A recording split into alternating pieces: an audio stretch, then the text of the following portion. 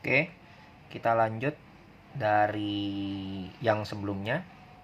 Di sini kita pakai pengandaian jika ada AX dan BY kurang dari sama dengan C.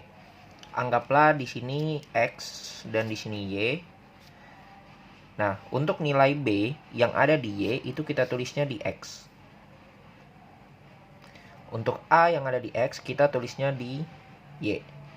Nanti biar lebih jelasnya kalian akan tahu pada saat contoh soal, karena ada beberapa cara yang harus disampaikan. Dari dua titik ini maka kita buat garis. Nah, untuk menentukan HP-nya seperti apa, kalian lihat. Kalau di sininya dia kurang dari sama dengan C, maka otomatis arsirannya ke bawah. Nah, sama halnya jika kalian mempunyai uang yang kurang dari 100.000, berarti kan otomatis di bawah 100, tidak mungkin lebih. Otomatis dia ke bawah. Nah, maka ini arsirannya. Nah, ini adalah HP-nya. Arsiran HP-nya. Nah, otomatis nih, kalau saya terusin ke bawah dia. Ya, berarti HP-nya tuh selalu ke bawah. Nah, sebagai contoh persamaannya adalah misalnya 2X tambah 3Y kurang dari sama dengan 6. Dan seterusnya. Nah, untuk yang selanjutnya, AX tambah BY lebih besar sama dengan C. Sama, ini punya X berarti taruhnya di Y. Punya Y taruhnya di B. Ini X. Ini Y. Sekarang kita tarik garisnya. Nah, kalau arsirannya lebih besar dari sama dengan C, otomatis dia arsirannya ke atas. Sama halnya jika kalian ditanya punya uang lebih dari 100.000. Berarti kan banyak, bisa 101.000, 200.000, 300.000, sejuta, dan seterusnya. Tidak bisa diberitahu secara spesifik. Otomatis dia grafiknya ke atas. Ini HP. Jadi inti dari itu semua adalah kalian harus melihat mana arsiran ke atas dan ke bawah sesuai dengan titiknya. Nah, contohnya misalnya 3X tambah 5Y lebih besar sama dengan 15. Nah, saya kasih contoh soal misalnya. AX tambah BY kurang dari sama dengan C. X lebih besar dari 0, Y lebih besar dari 0.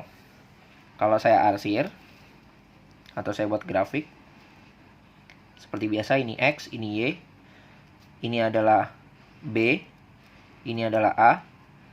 A dan B jangan kalian pikirkan itu sebagai contoh saja. Nanti dalam bentuk soal biasanya dia bentuknya angka. Nah, ini saya arsir, atau saya buat grafik.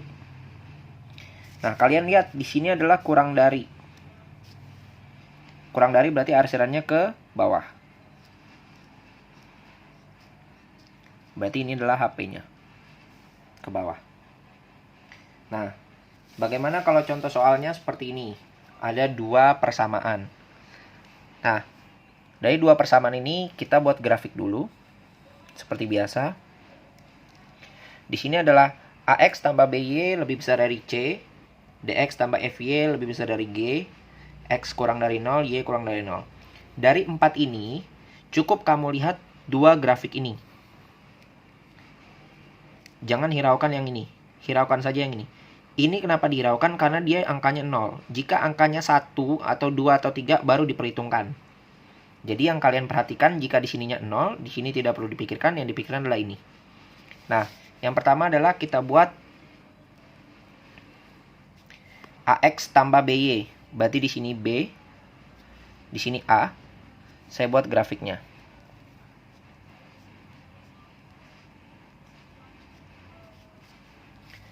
Nah, selanjutnya DX tambah FY lebih besar dari G. Ini D, ini G.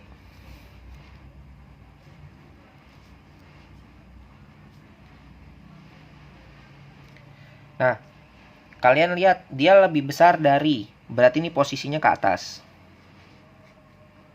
Untuk yang AX, dia posisinya selalu ke atas. Ya. Nah, untuk yang GD, maaf ini F. Untuk yang FD, dia juga arsiran ke atas. Biar kelihatan beda, maka saya buat ini lebih bentuknya tidak lurus.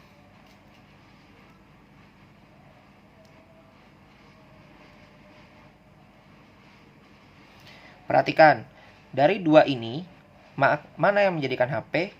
Yang jadi HP adalah garis yang kena dari semua persamaan. Di sini ada dua persamaan, maka garis yang kena adalah ini. Ini adalah HP-nya. Kenapa ini HP-nya? Karena dari AB, dia grafiknya ke atas. Dari GD, dia juga grafik ke atas. Maka garis ini dengan garis ini yang mengelilingi garis yang menemukan HP-nya. Titik yang bertemu ini disebutnya adalah titik ekstrim. Ya, biar lebih jelasnya nanti kita lihat di soal. Nah, yang selanjutnya sama. AX tambah BY kurang dari C, DX tambah FY kurang dari G. X lebih besar dari 0, Y lebih besar dari 0. Sama, kalau ini 0, yang perhatikan adalah ini aja. Pertama, AB. Ini A, ini B. Garisnya kita buat. Yang selanjutnya, ini D. Ya, kita buat juga garisnya. Nah, ini X, ini Y. Kita lihat kalau di sini kurang, otomatis dia arsirannya ke bawah. Yang pertama yang saya buat adalah A dengan B, arsirannya ke bawah semua. Yang kedua F. Lihat, saya buat arsirannya sama kayak tadi, ke bawah, ke bawah, ke bawah, ke bawah, ke bawah. Kita lihat mana yang menjadi HP. Dari semua bentuk ini sama yang tadi saya bilang titik ekstrim.